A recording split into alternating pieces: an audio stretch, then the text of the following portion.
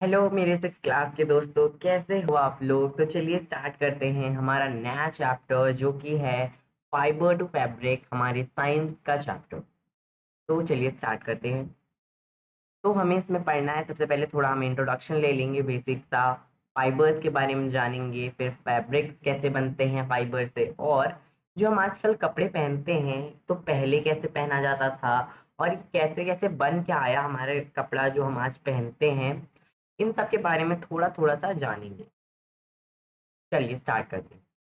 तो फाइबर क्या होता है। फाइबर एक बहुत ही पतला, एक धागे जैसा होता है जिससे हमारे कपड़े बनते हैं, जिससे हमारे क्लोथ बनते हैं। उन्हीं को हम क्या बोल देते हैं, फाइबर बोल देते हैं। बेसिकली फाइबर का मतलब होता है रेशा, और फैब्रिक का मतलब होता है कपड़ा या फिर क्लोथ। अब ये जो फैब्रिक होते हैं ये बनते हैं किससे, यान से। और यान किससे बनते हैं, फाइबर से। अभी यार्न क्या होता है, यार्न ये एक बुना हुआ थ्रेड होता है। मतलब हमारा जो थ्रेड था, थ्रेड को हमने क्या बोला था, मतलब धागा था, उसको हमने बोला फाइबर। अब इसी फाइबर को हम अगर कलेक्ट कर दें एक जगह पे, खूब सारा फाइबर, वो हमारा क्या बन जाएगा, वो हमारा हो जाएगा यार्न।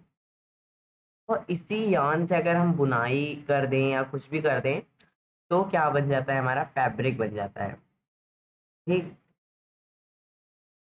तो इसी तरह हमारे कपड़े बनते हैं। हम बहुत अलग अलग तरीके के फैब्रिक, फैब्रिक का मतलब जहां भी यूज हो, या तो उसका मतलब होगा क्लोथ या फिर क्लोथिंग मटेरियल, मतलब क्लोथ किससे बनते हैं। ठीक, जहां भी फैब्रिक यूज हो उसका मतलब क्या होगा, या तो वो कपड़े के बारे में बात कर रहा है या फिर कपड़े का जो भी मटेरियल होगा, कपड़े का जो भी मटेरियल होगा उसके बारे में बात कर रहे हैं। ठीक।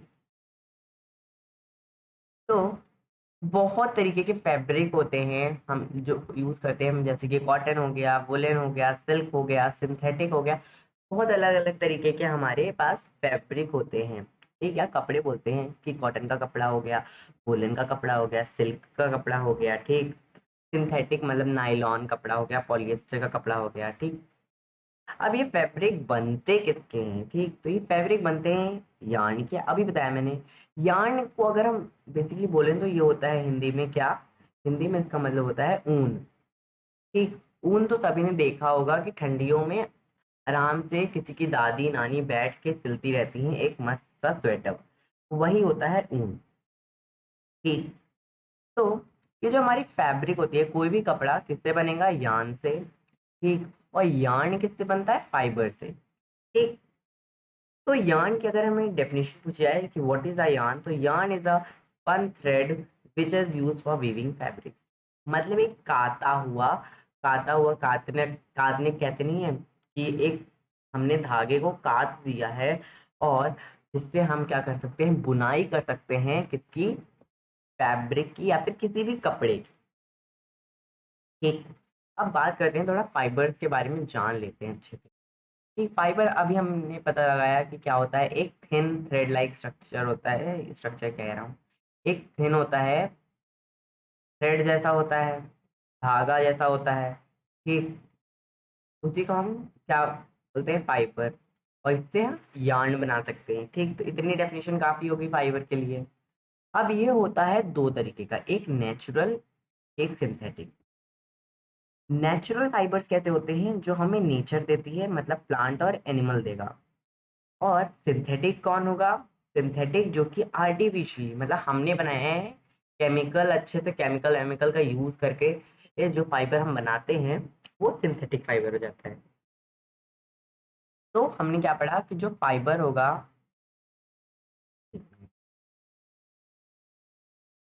हमने क्या पढ़ा, जो फाइबर होगा वो दो तरीके का होगा। एक होगा हमारा कौन सा, नेचुरल फाइबर। एक होगा हमारा सिंथेटिक फाइबर। ठीक। अब ये नेचुरल फाइबर और दो तरीके के हो जाते हैं। ये हो जाता है, नेचर में दो चीज बहुत वाइडली पाई जाती है ना, प्लांट भी पाए जाते हैं, एनिमल भी पाए जाते हैं। ठीक। तो जो प्लांट से हमें फाइबर मिलेंगे उनको हम प्लांट फाइबर बोल देंगे, और जो एनिमल से हमें फाइबर मिलेंगे वो हम एनिमल फाइबर बोल देंगे। ठीक, तो फाइबर होते हैं दो टाइप के। ठीक, कौन से? नेचुरल और सिंथेटिक।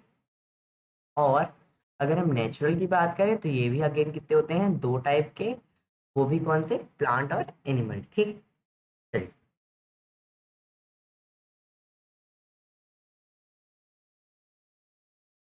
ठीक, अब जो हमारा कॉटन हो गया, फ्लैक्स हो गया, जूट हो गया, ये क्या होते हैं? कुछ नेचुरल फाइबर्स होते हैं। मतलब ये भी नेचुरल फाइबर्स होते हैं, और ये कहाँ से आते हैं? हमारे प्लांट से आते हैं।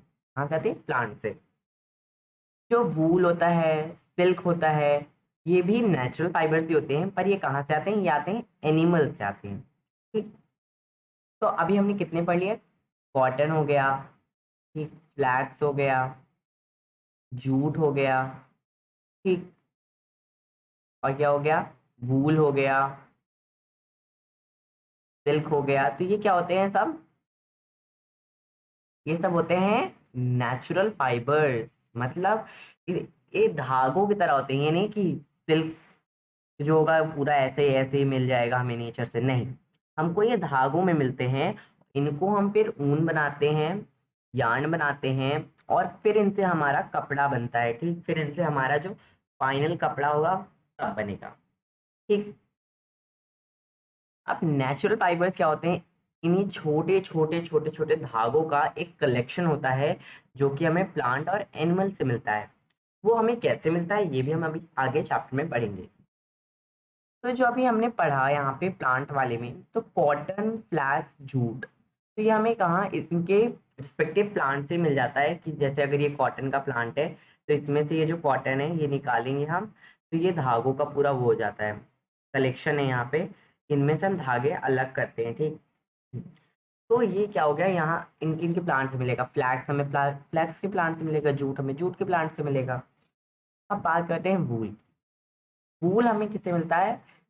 बहुत सारे एनिमल से मिलता है। वूल एक एनिमल फाइबर है, तो हमें एनिमल से मिलेगा। किस एनिमल से मिलता है? शीप, गोट, याक और रैबिट। कहाँ से मिलता है? इन लोगों के हेयर से। तो आपने कहीं कहीं देखा होगा कि शीप के बाल को रेस किया जाता है। शीप के बाल से हम नए नए कपड़े बनाते हैं, गोट के बाल से बनाते हैं, याक के बाल से बनाते हैं, और कहीं कहीं रैबिट के बाल से भी बनाते हैं। ठीक, और अगला एनिमल फाइबर है सिल्क फाइबर।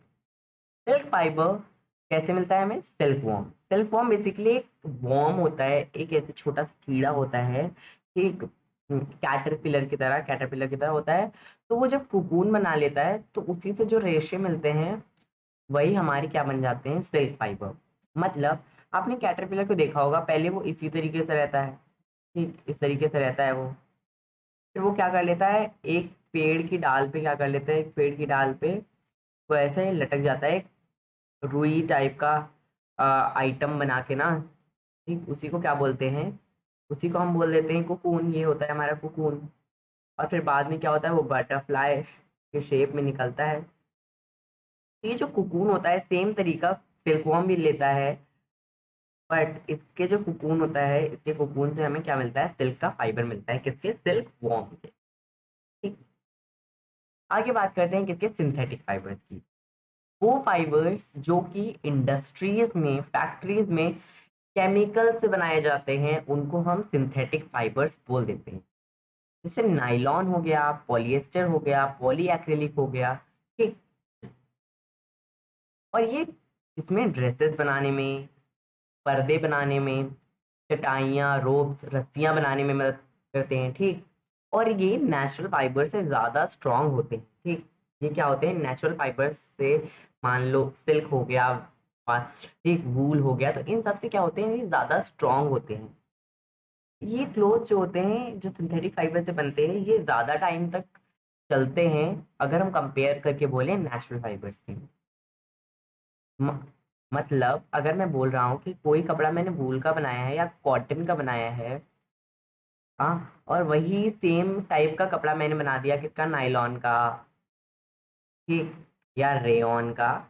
ठीक, रेयॉन भी एक सिंथेटिक फाइबर होता है। तो कौन सा ज्यादा देर तक चलेगा हमारा? ये नीचे वाला कपड़ा ज्यादा दिन तक चलेगा, क्योंकि ये है सिंथेटिक फाइबर का। ठीक, और सिंथेटिक फाइबर क्या होते हैं, वो ज़्यादा टाइम तक चलते हैं। अब बर्निंग टेस्ट ऑफ फाइबर्स, ये दिख नहीं रहा होगा, बर्निंग टेस्ट ऑफ फाइबर्स की अगर हम बात करें,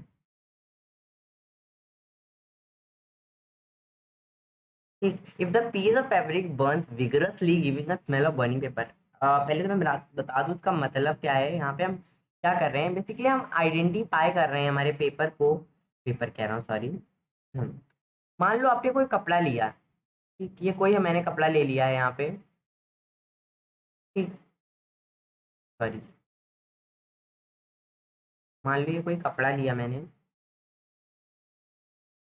ठीक, तो आप कैसे बताओगे ये कौन सा फाइबर है। ठीक, अभी तो हम किसकी बात कर रहे हैं, अभी हम सिर्फ और सिर्फ बात कर रहे हैं प्लांट फाइबर की। ठीक, सिंथेटिक फाइबर और ये सब हम बाद में देखेंगे, प्लांट एनिमल फाइबर की अभी बात कर रहे हैं।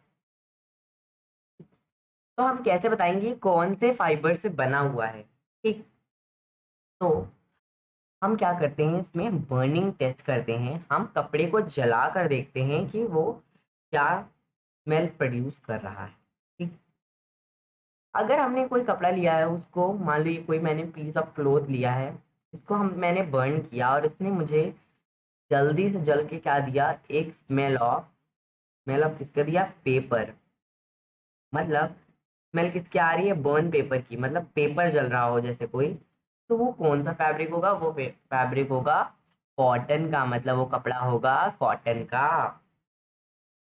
सेम चीज यहाँ देखो कि अगर सेम चीज मैं दूसरे कपड़े के साथ कर रहा हूँ, सेम चीज दूसरे कपड़े के साथ कर रहा हूँ, और उसमें से मुझे आ रही है किसी के बाल की जलने की बदबू, हेयर की जलने की बदबू, तो वो क्या हो जाएगा, वो हो जाएगा मेरा वुलन कपड़ा।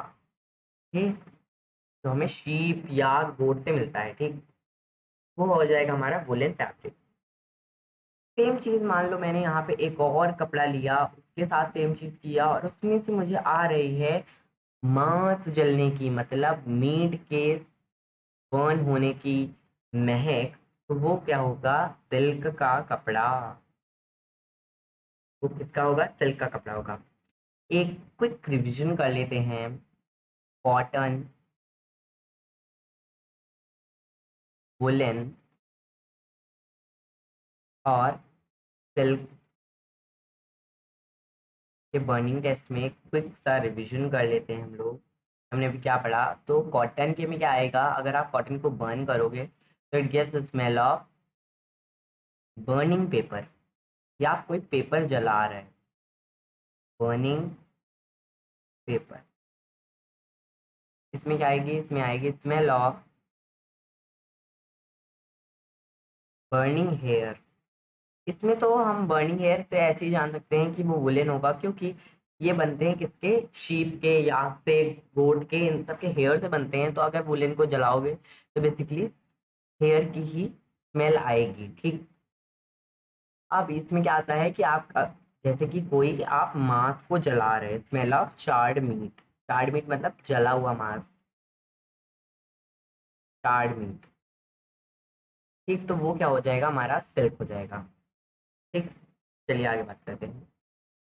अब हम ऐसे ही और थोड़ा सा मोर प्लांट फाइबर्स के बारे में बात करते हैं। ठीक, यहाँ से हम क्या करेंगे, और ज़्यादा थोड़ा प्लांट फाइबर्स के बारे में, एक्स्ट्रा प्लांट फाइबर्स पढ़ेंगे। सबसे पहले हम पढ़ेंगे कॉटन के बारे में, इसके बारे में पढ़ेंगे कॉटन के। तो कॉटन बहुत ज़्यादा यूज होता है हमारे, ये नेचुरल फाइबर बहुत ज़्यादा यूज होने वाला नेचुरल फाइबर है, और इसको कॉटन वूल भी कहते हैं। ठीक, इसका दूसरा नाम अगर हम बोलें एक तरीके से, ये दूसरा नाम क्या होगा, इसका कॉटन वूल होगा। और ये इसके जो खेती होती है, ये बेसिकली किसमें, काली मिट्टी में होती है, ब्लैक सॉइल में होती है, और गर्म क्लाइमेट में होती है। मतलब अगर कहीं बर्फ पड़ रही हो ना, तो वहां पे कॉटन की फसल नहीं उगाई जा सकती, वहां पे हमारा कॉटन ग्रो ही नहीं करेगा, क्योंकि उसको चाहिए गर्मी और वहां है ठंडी। तो भारत में कहाँ पे उगाया जाता होगा, तो बेसिकली जब उसको चाहिए गर्म जगह, तो कश्मीर और जम्मू में ये सब तो उगाया नहीं जाता होगा, ना हिमाचल में उगाया जाता है, ये कहाँ उगाया जाता होगा, जहाँ गर्मी ज्यादा है। तो कहाँ, महाराष्ट्र में, आंध्र प्रदेश में, मध्य प्रदेश में और गुजरात में। ठीक, कहाँ पे, महाराष्ट्र में, आंध्र प्रदेश में, मध्य प्रदेश में और गुजरात में। ठीक, ये 4 स्टेट्स हमें बताए गए हैं, महाराष्ट्र, आंध्र प्रदेश, मध्य प्रदेश एंड गुजरात। ठीक, तो ये कॉटन के बारे में थोड़ा सा जानकारी था। अब कॉटन की कल्टीवेशन कैसे होती है, मतलब कि मान लो हमारे पास ये पूरा पूरा कॉटन है, इससे हम क्या फाइबर कैसे निकालेंगे, ये हमें कैसे पता चलेगा, इसके बारे में हम अभी पढ़ेंगे। ठीक, कि इस कॉटन से, इस पूरे पूरे मान लो हमारे पास ये पूरा ऐसा एक कॉटन है। ठीक, तो इससे हम ये फाइबर्स कैसे निकालते हैं, इसके बारे में हम जानते हैं, सॉरी जानते नहीं, जानेंगे। तो the fruits of cotton plants are of the size of lemon. मतलब इसमें क्या बोला जा रहा है कि जो कॉटन के वो जो फल होते हैं, मान लो ये जो कॉटन का फल होगा, ठीक, ये किसके होते हैं, ये लेमन साइज के होते हैं, नींबू के साइज के होते हैं कुछ। और जब ये मेच्योर हो जाते हैं, मेच्योर मतलब अच्छे खासे बड़े हो जाते हैं, तो इनके जो बॉल होंगे ना, मतलब ये बॉल शेप के होते हैं, तो ये फूट जाते हैं। और फूट के इनमें क्या होता है, कॉटन के सीड होते हैं, जो कि सफेद सॉफ्ट कॉटन फाइबर से ढके रहते हैं। अब क्या होगा, ये जो कॉटन होगी इनको हम हाथ से निकाल लेंगे, और फिर इनके जो बीज होंगे उनको हम अलग करेंगे, किस प्रोसेस से, गिनिंग से। ठीक, तो गिनिंग क्या होता है, बेसिकली सेपरेशन ऑफ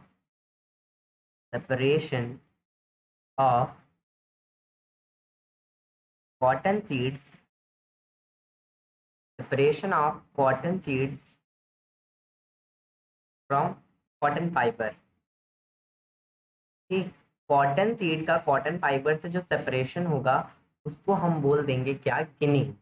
इसको हम गिनिंग ऑफ कॉटन भी बोलते हैं। तो ये किसी एक कंघी जैसा एक डिवाइस होता है, कोम्ब लाइक डिवाइस होता है, ट्रेडिशनली उससे ही किया जाता है। और आजकल ये मशीन से भी होता है, ट्रेडिशनली मतलब पहले भी करा जाता था, आजकल भी कहीं कहीं होता है। पर ज्यादातर क्या, आजकल ये मशीन का जो एज आ गया है ना, तो मशीन से ही होता है आजकल ये। अब अब थोड़ा पिक्चर से जान लेते हैं। तो इस तरीके का कुछ इसका फ्रूट होता है, इसका फल होता है। तो जब ये बड़ा सा अच्छा खासा हो जाता है, तो ये फूट के इस तरीके से फाइबर इसके बाहर आ जाता है। और इसमें क्या होता है, छोटे छोटे क्या, छोटे छोटे छोटे छोटे छोटे छोटे छोटे क्या होते हैं इसमें, सीड्स होते हैं। और फिर इन्हीं सीड्स को ये जो ऊपर वाला हो गया, ये वाइट वाले को हम हाथ से निकाल लेते हैं, और इनको इस तरीके से कंघी टाइप का रहता है, इनसे हम ऐसे अलग कर लेते हैं, किसको, कॉटन के सीड्स को। और फिर इस तरीके से हमारा हमारा कॉटन फाइबर अलग हो जाता है, बीज अलग हो जाते हैं, हमें हमारा फाइबर मिल जाता है। ठीक, ठीक, समझ आया होगा आप लोगों को। चलिए अगले फाइबर की बात करते हैं, फ्लैक्स। फ्लैक्स क्या होता है, फ्लैक्स हमारा एक प्लांट होता है, जिससे हमें फ्लैक्स फाइबर मिलता है, या फिर जस्ट हम तो फ्लैक्स ही बोल देते हैं। ठीक, इस तरीके का प्लांट होता है, किस तरीके का, इस तरीके से ब्लू ब्लू तरीके का प्लांट होता है फ्लैक्स। और ये इसके जो फाइबर्स होंगे ना, वहां पे हमें कहाँ फाइबर फाइबर मिल रहे थे, हमें यहाँ ऊपर फ्रूट से। कहाँ मिल रहे थे फाइबर, हमें फ्रूट से। यहाँ फाइबर कहाँ मिलेंगे, यहाँ में मिलेंगे स्टेम से। यहाँ पे फाइबर मिलेगा, कहाँ मिलेगा, यहाँ स्टेम से। ठीक, तो फ्लैक्स में कहाँ पाया जाता है फाइबर, स्टेम पे। और जो क्लॉथ बनेगा इसकी स्टेम के फाइबर का, उसको हम लिनेन बोलते हैं। क्या बोलते हैं, लिनेन। ठीक है, लाइनेन, जो आपका मन हो बोलो। इस लाइनिंग का यूज होता है बेडशीट बनाने के लिए, और भी बहुत सारी चीजें बनाने में यूज होता है। ठीक, तो एक और बार थोड़ा रिवाइज कर लेते हैं। फ्लैक्स हमें फ्लैक्स के प्लांट से मिलता है, ऑब्वियस सी बात है। ये हमें स्टेम से मिलता है, वेरी इंपॉर्टेंट, तारा लगा लो। ठीक, वेरी इंपॉर्टेंट है। ठीक, स्टेम से मिलता है, और क्या होता है ये, इससे जो कपड़ा बनेगा उसको लाइनिन बोलते हैं, लिनन बोलते हैं, जो बोलना है बोलो। और लिनन से क्या, बेडशीट बनाने में मदद करता है। अब बात करते हैं important important jute. Basically jute और कॉटन ही इम्पोर्टेंट है, फ्लैक्स थोड़ा सा ही इम्पोर्टेंट है। इसमें भी सेम चीज क्या होती है, ये फ्लैक्स का एक तरीके से भाई समझ लो। इसके भी फाइबर यहीं से आते हैं, इसके भी फाइबर क्या होते हैं, स्टेम से ही मिलते हैं हमें यहाँ फाइबर। इंडिया में बेसिकली ये कहाँ पाया जाता है, ये वेस्ट बंगाल, बिहार, असम में पाया जाता है। मतलब WBA West Bengal, Bihar and Assam में पाया जाएगा ये। और ये जो जूट क्रॉप होती है ये बेसिकली कहाँ, रेनी सीजन मतलब बरसात के मौसमों में ज्यादा पाई जाती है। तो बरसात कहाँ होगा, बरसात होती है हमारी इस साइड में। मान लो ये इंडिया का मैप है तो इस साइड पे ज्यादा बरसात होती है, तो यहाँ पे वेस्ट बंगाल, बिहार और ये असम में होती होगी। ठीक। It is a rough fibre, ये बहुत रफ मतलब जिसको हम छूने में एकदम स्मूथ ना लगे वो रफ होता है। ठीक। तो so not use for making fabric, तो इसलिए इसको फैब्रिक बनाने में मदद नहीं करते हैं। अब आप ही सोचो कि अगर कोई कपड़ा बन रहा है, कोई हमने कपड़ा एक बनाया है, तो ये कपड़ा अगर रफ होगा, हमें अगर चुभेगा, तो कोई क्यों पहनेगा कोई कपड़ा। ठीक। तो इसलिए हम इनको क्या, रोप्स बनाने में मदद करते हैं। और गनी बैग्स बोरा जिसे हम कहते हैं, इस तरीके के जो बोरे होते हैं उनको बनाने में मदद करते हैं, जिसमें हम ज़्यादातर गेहूँ रखते हैं। ठीक। तो जो गेहूँ, आटा, चावल ये सब रखने में जो बोरे यूज होते हैं, ठीक, थोड़े थोड़े राउंड टाइप के जो दिखते हैं, उन्हीं को हम गनी बैग्स कहते हैं। तो ये गनी बैग्स बनाने में मदद करते हैं। ठीक। एक और बार थोड़ा सा रिवाइज कर लेते हैं। जूट इम्पोर्टेंट है, तो जूट हमें जूट प्लांट से मिलता है, वेस्ट बंगाल, बिहार, असम में मिलता है। जूट क्रॉप कल्टीवेट होता है रेनी सीजन में। ठीक। और इससे हम कपड़े नहीं बनाते हैं, इससे कपड़े बनाते हैं, कपड़े बनाते हैं, कपड़े बनाते हैं, बट हम इससे कपड़े नहीं बनाते हैं। क्यों? क्योंकि ये बहुत रफ होता है फाइबर। ठीक। चलिए, अब हमें जूट से कैसे मिलता है जूट का फाइबर, वो हम जानते हैं। जानते नहीं मतलब जानेंगे फिर बोल। Jute plants are harvested from the fields when they are at flowering stage. मतलब जो जूट का प्लांट होता है उसको हार्वेस्ट मतलब कटाई कर दी जाती है फसल की, जब वो फ्लावरिंग स्टेज पे होता है, मतलब जब उसमें फूल आ जाता है ना। जब ये देखो, जब ये ऐसे ऐसे फूल आने लगते हैं तो इसकी कटाई कर दी जाती है, इसको काट दिया जाता है। और जो इसके स्टेम्स होते हैं इनको कुछ दिनों के लिए क्या कर दिया जाता है, इनको इमर्स करके रख दिया जाता है पानी में। इमर्स मतलब क्या होता है, इमर्स मतलब डुबो के जैसे अंदर तक नहला के इनको रख दिया जाता है कुछ दिनों के लिए। और इसमें क्या होता है, इनके स्टेम क्या हो जाते हैं, सड़ जाते हैं, रॉट करने लगते हैं और अपने अंदर से फाइबर छोड़ देते हैं बाहर को। और यही जूट फाइबर्स फिर पानी से मतलब हाथ से अलग कर लिए जाते हैं पानी में। ठीक।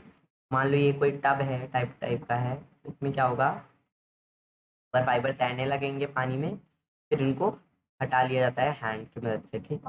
हैंड से हम हटा लें। ठीक। अब फाइबर्स हमारे पास और भी होते हैं, जैसे कोकोनट फाइबर्स हो गए। ठीक। अलग अलग तरीके के फाइबर्स होते हैं, जैसे कोकोनट के भी फाइबर्स होते हैं हमारे पास।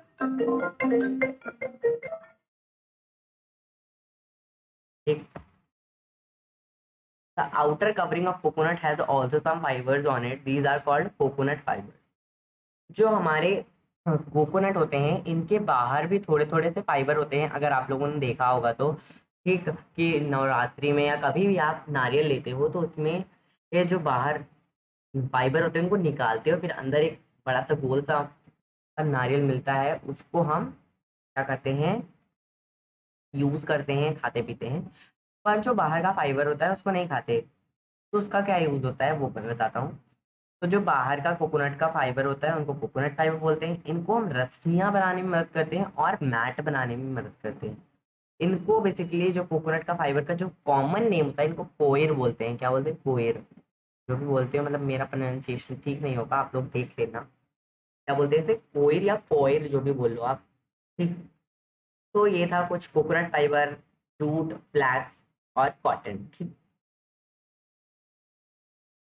अम, तो एक बार बता देता हूँ, इंडिया के मैप पे ही बता देता हूँ। इंडिया के मैप पे बता देता हूँ कहाँ कहाँ कौन सा पाया जाता है।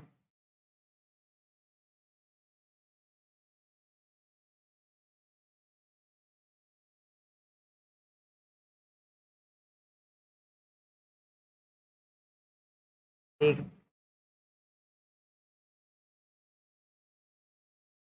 कॉटन कहाँ पाया जाएगा, इधर महाराष्ट्र साइड में ज़्यादा कॉटन पाया जाएगा। कॉटन के लिए येलो कलर यूज हो रहा है, कॉटन के लिए येलो कलर। ठीक। यहाँ पे पाया जाएगा कॉटन। और कहाँ पाया जाता है, यहाँ आंध्र प्रदेश साइड में पाया जाएगा। ये गुजरात में पाया जाएगा।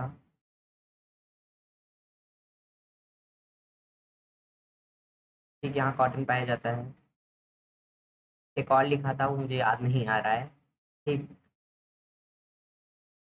अब बात करें जूट की। ठीक, जूट को क्या चाहिए होता है? पानी ज़्यादा चाहिए होता है। तो कहाँ होगा? जूट होगा वेस्ट बंगाल साइड में, मतलब यहाँ साइड पे होता है। फिर ये बिहार साइड में होता है यहाँ पे, और यहाँ साइड में, यहाँ पे जूट पाया जाता है। तो ये हो गया क्या, कल्टीवेशन कहाँ कहाँ पाया जाता है कॉटन और जूट। ठीक, क्या था? मध्य प्रदेश। मध्य प्रदेश मैं बता देता हूँ। मध्य प्रदेश कहाँ पाया जाता है, ऐसे करके मैंने इंडिया का मैप बना लिया थोड़ा सा।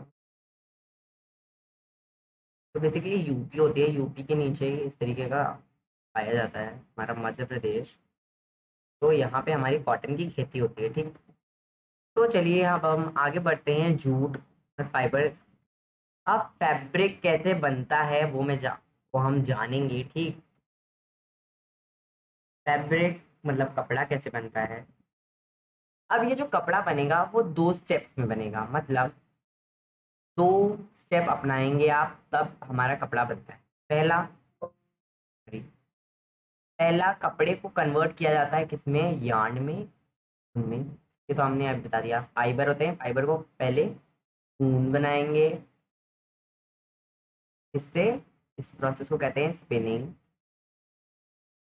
एक, फिर फैब्रिक को बनाएंगे यार्न से, किससे? वीविंग और निटिंग से। क्या कह रहा हूं मैं? फाइबर को फाइबर को यार्न बनाएंगे, इससे स्पिनिंग नाम के प्रोसेस से। ठीक, और फिर इन्हीं यार्न से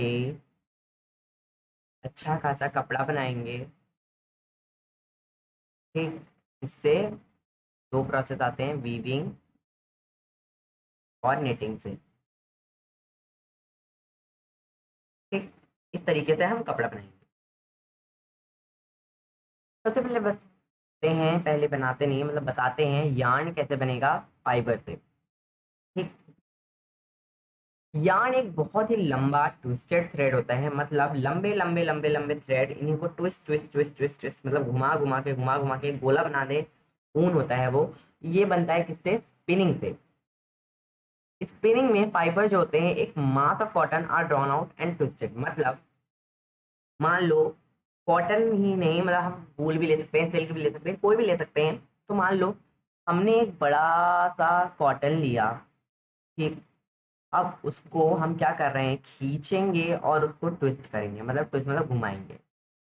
खींचेंगे घुमाएंगे, खींचेंगे घुमाएंगे, खींचेंगे घुमाएंगे, खींचेंगे घुमाएंगे, और करते करते हमारे पास इस तरीके का एक लंबे लंबे लंबे लंबे थ्रेड्स आ जाएंगे, जिनको हम बाद में इस शेप में डाल देंगे।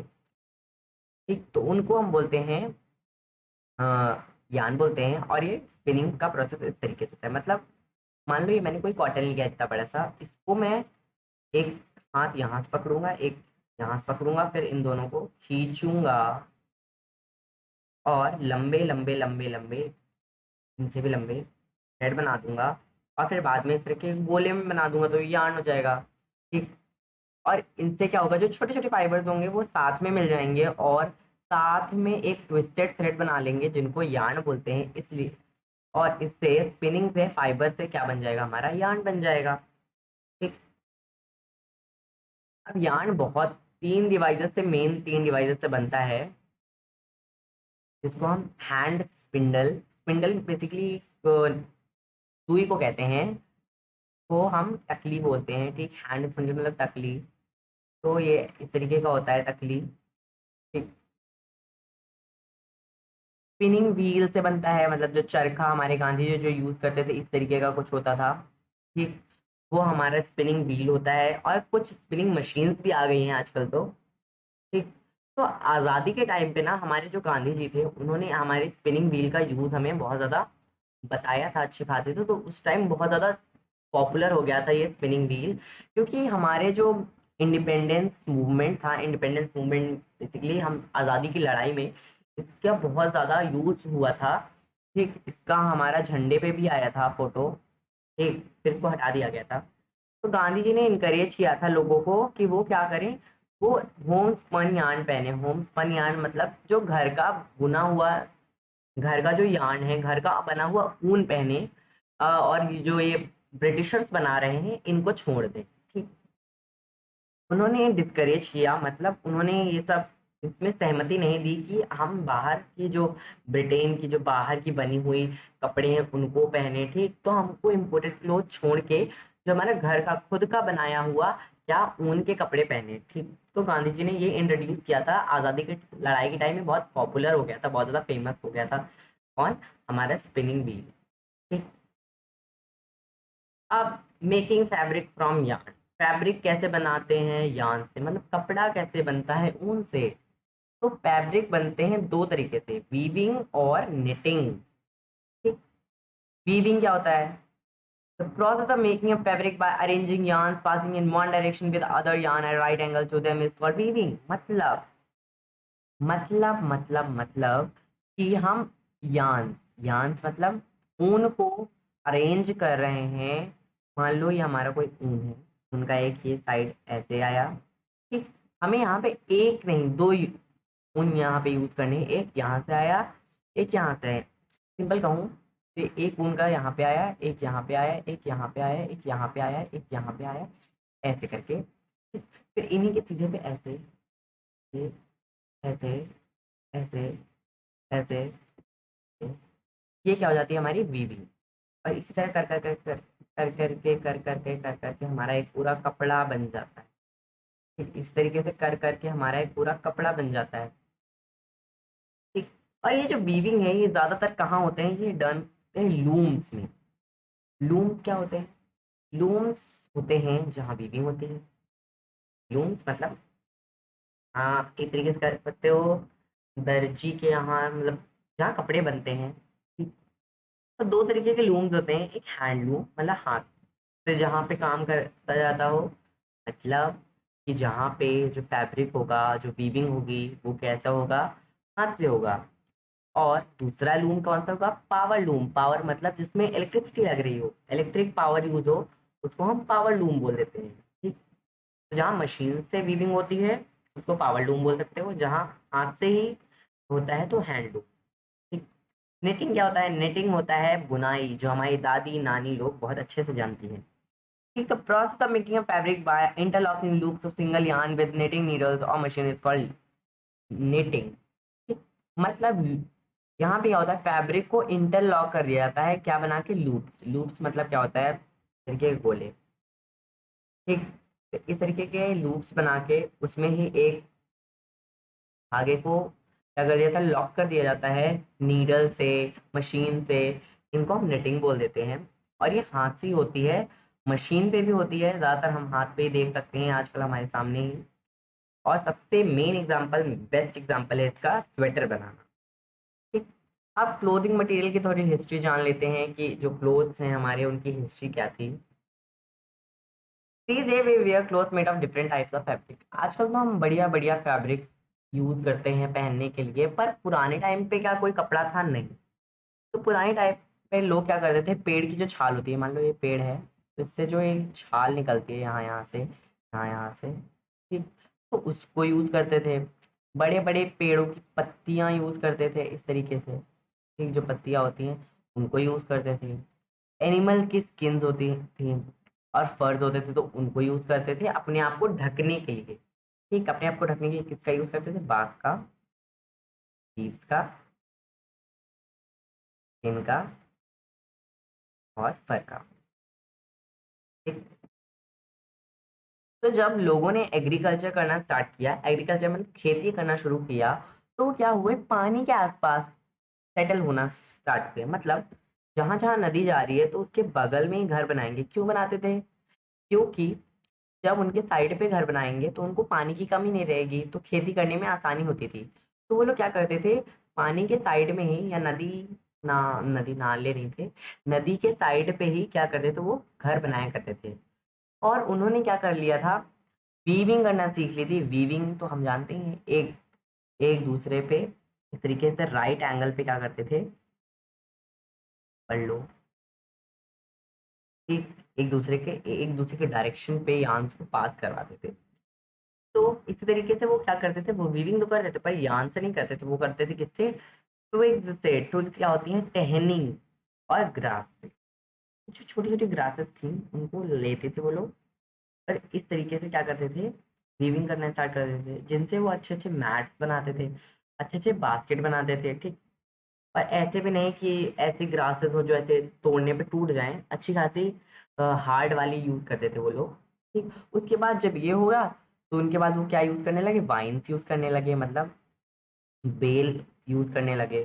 फिर एनिमल का फ्लीस यूज करने लगे। एनिमल फ्लीस मतलब एनिमल का जो ऊपर का वूल होता है, शीप का वूल। ठीक। जैसे ये कोई शीप है, ठीक, ये कोई शीप है। ठीक। तो ये जो शीप का ये बाल होगा इसको फ्लीस बोलते हैं। ठीक। शीप के बाल को क्या बोलते हैं, फ्लीस बोलते हैं। तो ये तो इनको लाते थे साथ में और ट्विस्ट करते थे together to form long strands, मतलब इनको साथ में लाके ये बड़े बड़े तरीके से धागे बनाते थे। और ये बाद में क्या करते थे, फैब्रिक्स बुन देते थे इनसे। ठीक। अब ultimately people started growing cotton and flax plant. फिर बाद में क्या हुआ, लोग कॉटन फ्लैक्स प्लांट्स को जो है उगाने लगे। फिर उनसे फाइबर लेते थे, फाइबर से फिर फैब्रिक बनाते थे। और ये क्रॉप्स क्या होती थी, ये पानी के आसपास ग्रो की जाती थी। और इससे हमारे पास तो पानी की अच्छी खासी सफिशिएंट वाटर है ही, क्योंकि हमने रिवर के साइड में जब घर बनाया है तो हमारे पास अच्छा खासा पानी का वो सोर्स रहता ही था। तो हमने कॉटन और फ्लैक्स प्लांट उगाए जो हमारे अच्छे से चल गए, जिनसे हम बाद में क्या बनाते थे, फैब्रिक बनाते थे। For example, early Indians grew cotton crop in the region near river Ganga. मतलब पहले के जो इंडियंस थे वो कॉटन क्रॉप को उगाते थे कहाँ पे, गंगा नदी के पास, ताकि उनको क्या मिल सके, कॉटन का फाइबर मिल सके। और फिर उनसे क्या बनाते, फैब्रिक। अब ये तो हो गई इंडिया की बात। अगर हम बात करें एंशियंट इजिप्ट, इजिप्ट मतलब मिस्र, तो वहां पे जो कॉटन था, कॉटन के साथ साथ फ्लैक्स, फ्लैक्स तो अभी हमने पढ़ा ना, फ्लैक्स के जो क्रॉप फसल थी वो नील नदी के पास उगाई जाती थी। फिर उनके फाइबर से क्या बनाए जाते थे, कपड़े बनाए जाते थे, फैब्रिक बनाए जाते थे। आ, और पहले के टाइम पे क्या करते थे, जो फैब्रिक की स्टिचिंग थी, स्टिचिंग मतलब सिलाई। ठीक। तो उस टाइम ये था, सिलाई विलाई जानते भी नहीं थे वो लोग। तो पीपल क्या करते थे, मान लो ने ऐसा थोड़ा सा कपड़ा बनाया, उनको थोड़ी नहीं पता है कि कपड़ा हम इसी शेप में इस तरह पहनेंगे, इस तरीके से। ठीक। हम इसी तरीके से जीन्स बनाएंगे, ठीक, इस तरीके से नहीं। उनको अगर मान लो ये एक कपड़ा बनाया उन्होंने, फाइबर से फैब्रिक बना दिया, तो अब ये क्या करते थे, उनको सिलाई बुनाई ये सब तो आती नहीं थी। तो वो क्या करते थे, सीधे सीधे इसी को अपने ऊपर ढक लेते थे या फिर कवर कर लेते थे अपने डिफरेंट बॉडी पार्ट्स को। ठीक। जैसे कि यहाँ पे देख सकते हैं, ये इस तरीके से वो सीधे सीधे पहन ही लेते थे, ओढ़ लेते थे पूरी तरीके से कपड़ा। ठीक। आफ्टर द इन्वेंशन ऑफ सुई निडल, मतलब बाद में सुई का जो आविष्कार हुआ, मतलब जिससे हम कपड़ा सिलते हैं, तो उसके बाद फिर उन लोगों ने कपड़ा सिलना भी सीखा, अलग अलग तरीके के क्लोथ्स भी बनाए। तो इसी तरीके से क्या हुआ, तो शुरुआत में क्या होगा, देखा आपने, in the beginning the cloth use to hand stitch but these is sewing machine. मतलब पहले क्या होता था, हाथ से सिलते थे। अब उसके बाद क्या हुआ, सिलाई मशीन आ गई। अब अच्छे अच्छे कपड़े हम ऐसे ही सिल देते हैं। हमारे शर्ट हो गए, पैंट हो गए, शॉर्ट्स हो गए, कुर्ता पैजामा, ब्लाउज पैजामा, ये सब साड़ी वाड़ी सब क्या हो जाता था, आज ऐसे ही हम लोग सिल देते हैं। हाथ से पहले सिलते थे, अब क्या करते थे, अब क्या आ गई हैं हमारे पास, सिलाई मशीनें आ गई हैं कुछ इस तरीके की जो होती हैं, इस तरीके की होती हैं। ठीक। आज हमारे पास सिलाई मशीन आ चुकी है। ठीक। तो हमने अभी ये हिस्ट्री देखी कि पहले टाइम पे क्या होता था, पहले तो कुछ भी नहीं था। तो पहले बार्क ऑफ ट्रीज यूज करते थे। मैं बता रहा हूँ, रुको। पहले क्या करते थे, सिर्फ बार्क, लीव्स। ठीक। फिर उसके बाद क्या हुआ, उन्होंने वीविंग सीखी, ट्विग्स, ग्रास। अब वो क्या करने लगे, एग्रीकल्चर आ गया उन लोगों को, तो वो क्या करने लगे, कॉटन, फ्लैक्स। उसके बाद क्या हुआ, कॉटन फ्लैक्स उगाने लगे। उसके बाद जो कपड़ा था वो ऐसे ही ओढ़ लेते थे। पर उसके बाद क्या हुआ, सुइंग निडल इंट्रोड्यूस हुई। सुइंग निडल मतलब जो सिलाई वाली सुई होती है, वो उन लोगों को पता चला, तो उनसे भी वो लोग क्या करने लगे, अब अच्छे अच्छे कपड़े ऐसे ही बनाने लगे, इस तरीके से। ठीक। तो ये था हमारा चैप्टर। तो आई होप आप लोगों को समझ में आया होगा। तो थैंक यू गाइस, मिलते हैं अगले वीडियो में।